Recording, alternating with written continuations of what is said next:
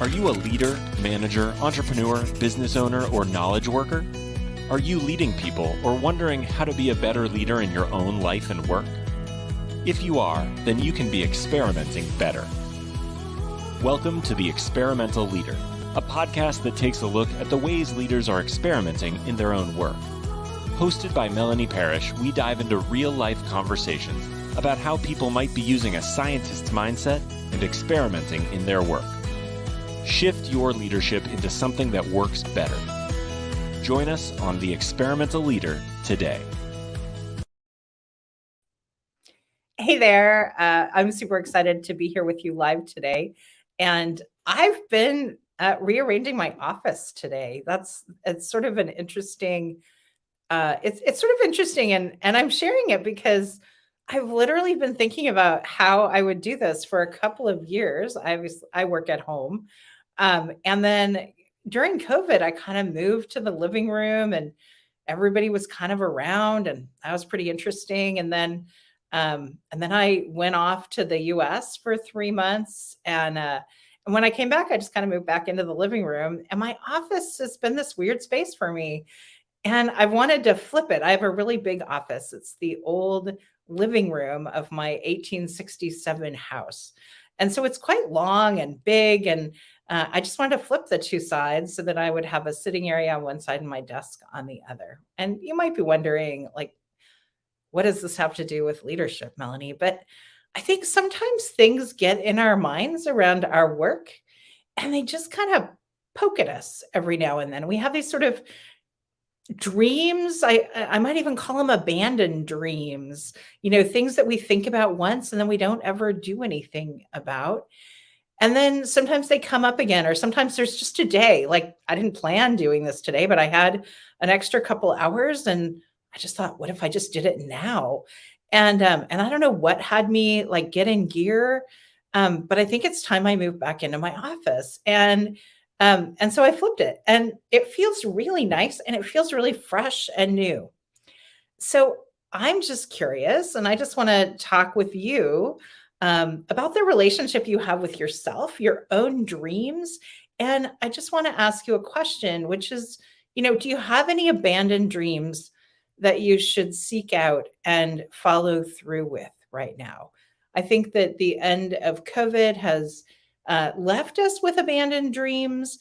And so I just really want to challenge you to look around your life, your mind, and to think about where you are hungry for something that you've already thought of, something that you want to execute on now that you had to walk away from, 20 months ago. So that's my challenge for you. And just shifting gears, I am so excited about our guest today. Her name is Dr. Carol Scott, and she's a nationally respected thought leader in early care and education. She has a BA in anthropology and child development and an MA, a master's in childhood education, and a PhD in developmental psychology. And that's near and dear to my heart because I'm married to a developmental psychologist. So that's sort of what I talk about at the dinner table. But I love that she's here to talk about leadership.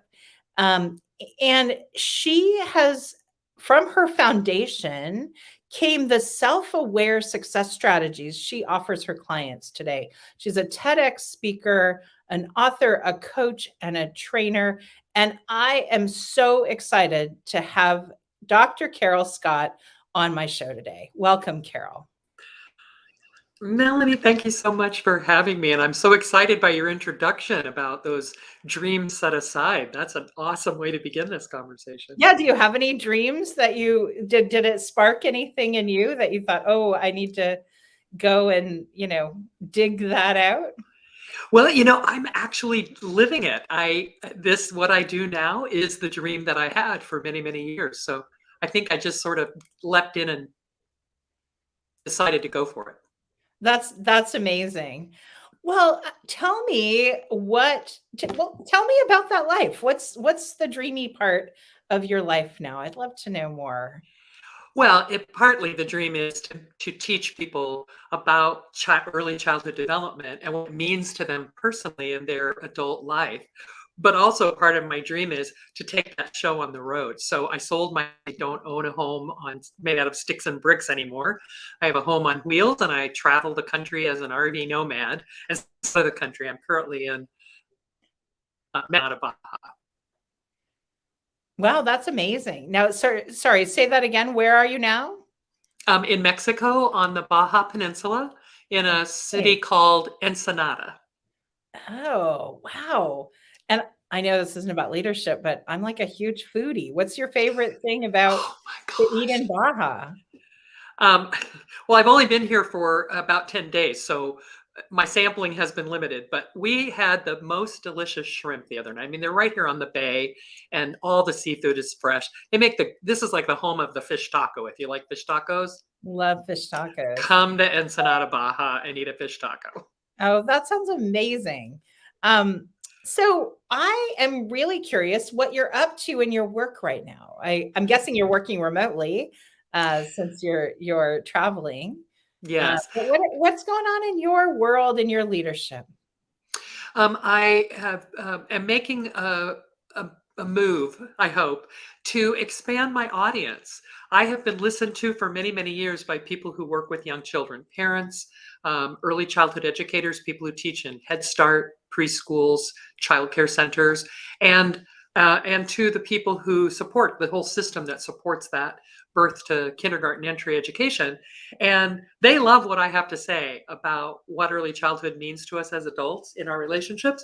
And I think there are a whole lot of other people who would like to hear it and that it would be meaningful for them too. And so I am doing a business building phase to develop coaching services and have an opportunity to talk with people like you and get my message out to people who haven't really thought about, gosh, my first 7 years, maybe I should think about those.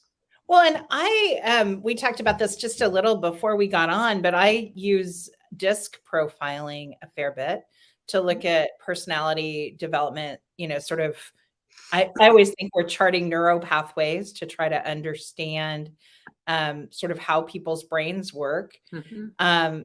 And I often come up against some what I call reactivity, or something where people kind of go down I think of it as like going down a chute. It's like they're out of choice and they end up going down, a pathway, usually from fear. And I'm curious about what you know about that as a developmental psychologist. Like how should people be thinking about those things? If I understand your question correctly, this kind of goes to the earliest success strategies that we could develop as young children. Yeah. We learn how to trust as a successful strategy, not just trust everybody no matter what, and not never trust nobody no matter what, but trust in a healthy way, trust in a smart way, trust as a strategy that helps other people. And what I call independence, which is those are the success strategies of the infant and the toddler.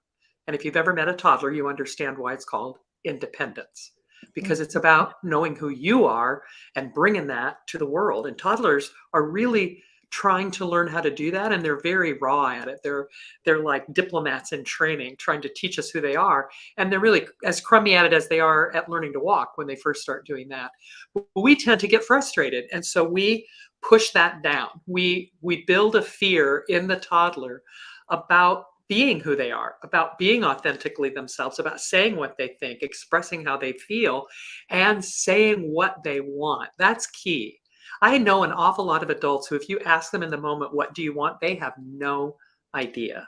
And that lack of self-awareness about who I am, what I think, what I feel, what I want, what I need, that lack of self-awareness, I think, builds the core of our fear of going for ourselves, expressing ourselves, bringing all of the rich, unique gift that we are to our leadership and to our families, to our romances, to all of our relationships. And if you're working with a leader who, you're seeing that sort of pushing, like they've been pushed down, they might be, I always see behaviors like they erupt or they yell, or, like I always say that that reactivity is when somebody doesn't have another strategy about what else to do. How do you work with them to help them change? Like, what are you looking for in terms of change? Or is it something once you're that way, do you just have to stay that way? Good news, no, you don't. And I would like to say that I, as an adult person at about 21, 22, entered my adulthood with absolutely none of the success strategies that I talk about now and teach from these first 7 years, none of them. And I have worked to develop all of them. So it's never too late to begin.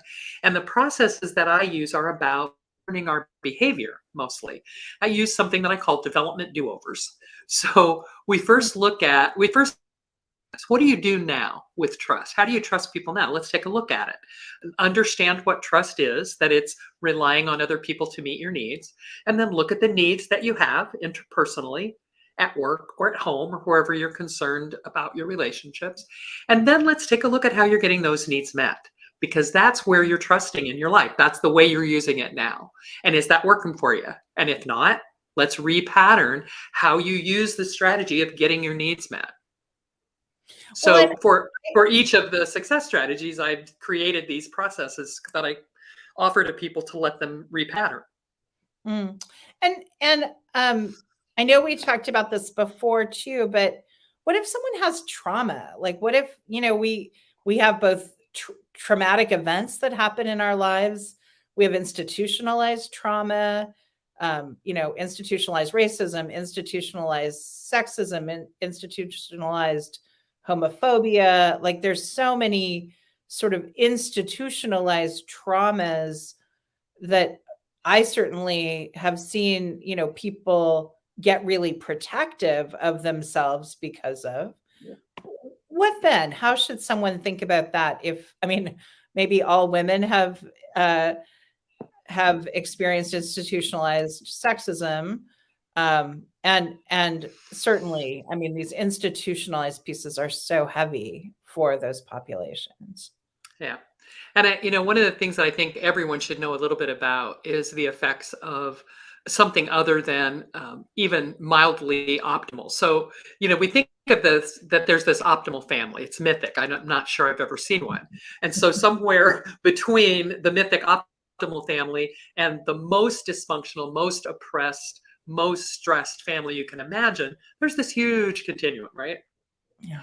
And so we have to understand the sort of episodic trauma that can happen from an event in a community or in a household, the death of someone, an explosion in a nearby building, something that is episodic, one-time trauma, and that there is PTSD, there is post-traumatic stress from that. And also, children grow up in situations where they're traumatized in their own homes over and over and over and over and over again, and cannot get away from it ever until they grow up. And that creates an adult version of PTSD that is often called complex PTSD or CPTSD. And the complexity is you cannot escape. You're experiencing the PTSD while you're also being re-traumatized over and over again. Now, when that happens in a middle class or an upper middle class background, because it does, people drink and behave badly and treat children badly in all classes.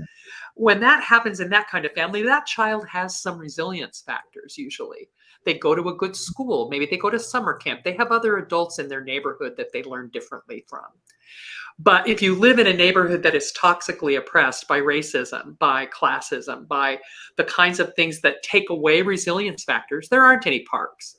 Not only there aren't good schools, you don't even have a grocery store. You're not food secure most of the time. So when poverty and racism and systemic issues in our culture add on to the whatever the dynamics, interpersonal dynamics are, it just makes everything harder to recover from. Well, and you work with clients, I work with clients. What do we do when we come across I'm not a psychologist, so I'm not going to diagnose someone, right. But I do recognize this when I see it. What do we do? I really recommend that people get familiar with the list called the Adverse Childhood Experiences List, or ACEs, ACE. And they are 10 experiences that have been documented by research to be oppressive and toxic and traumatizing to children. And 52% of the population in the US has at least one, or they did at the time of the research, which is now a few decades behind us. So probably higher now, I would guess. And about 17% have 4 or more on the list of 10. I had 7, but I grew up in a middle class community, a kind of almost upper middle class schools. I had great teachers. There were neighbors who showed me something different. My grandfather had money. My mother did not. She was a single parent with 5 kids, but he sent us to summer camp. So we had experiences that counterbalanced the trauma inside our walls. And even though we had a lot of trauma inside our walls, we survived it because we had those balancing factors. So what we have to do is look at, is it just about repatterning your behavior, or is it about rewiring your brain?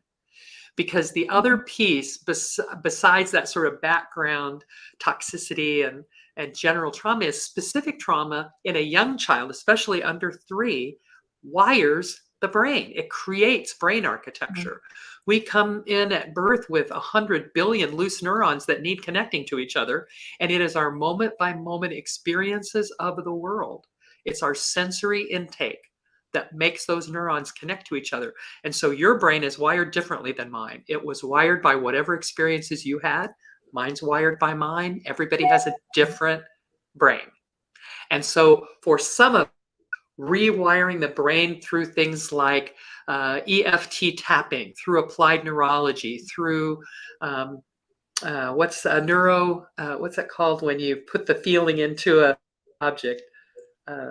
Part of my therapy, and now I've forgotten the name of it. But the tools that actually can shift the wiring of the brain. The brain is plastic and can be rewired, but just repatterning behavior, that takes a long time to sort of back wire.